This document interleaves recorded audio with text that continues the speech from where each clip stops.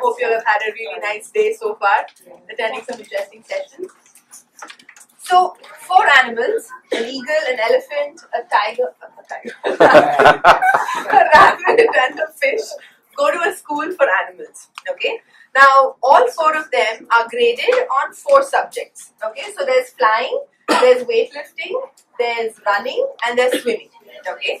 Now, I want to ask you, the eagle is going to perform well in which class? Flying. The flying class, okay? Now, who's going to be good in the weightlifting class? Elephant. The elephant. And what do you think the fish is going to do well? And what about the rabbit? Running, okay? It's awesome. So you guys all know what the strengths of these animals are. Now I want each one of you to just turn to the right and look at the person on your right. No?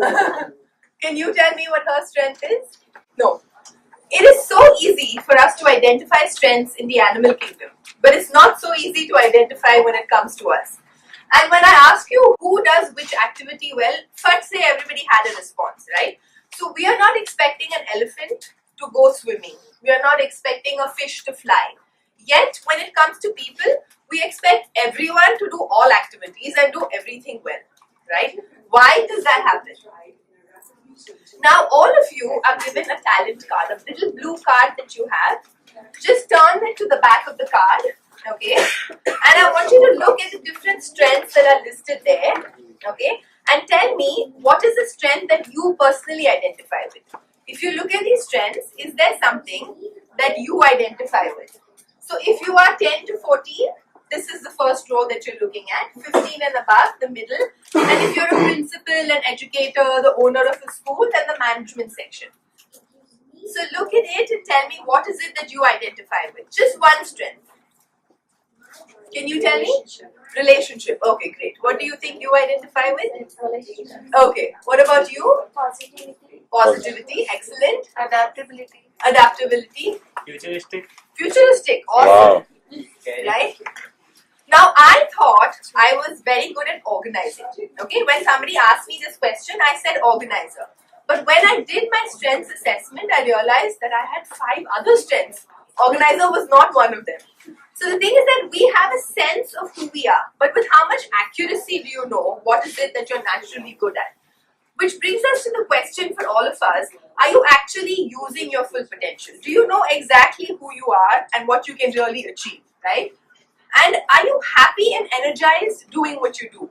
You may be a student. Now, even as a student, does every class interest you? Do you like math, science? Some subject you like more than the others, right? That's a lot more fun for you to do.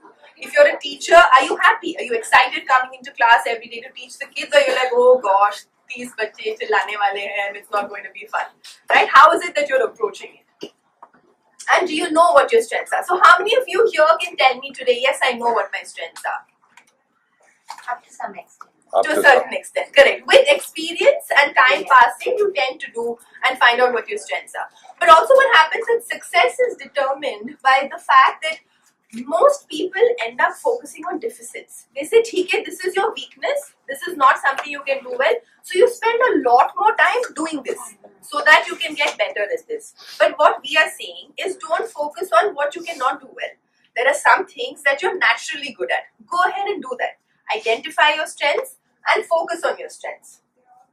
So that's why we promote the idea of strengths-based schools. Now, in a strengths-based school, a teacher knows what her strengths are. She knows what her students' strengths are.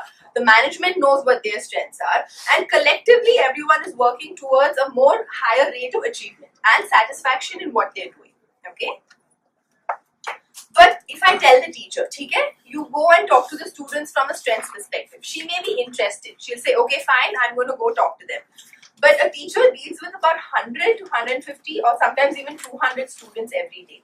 If she spends time trying to understand each person one-to-one, it's going to take her a few months by the time she talks to everyone.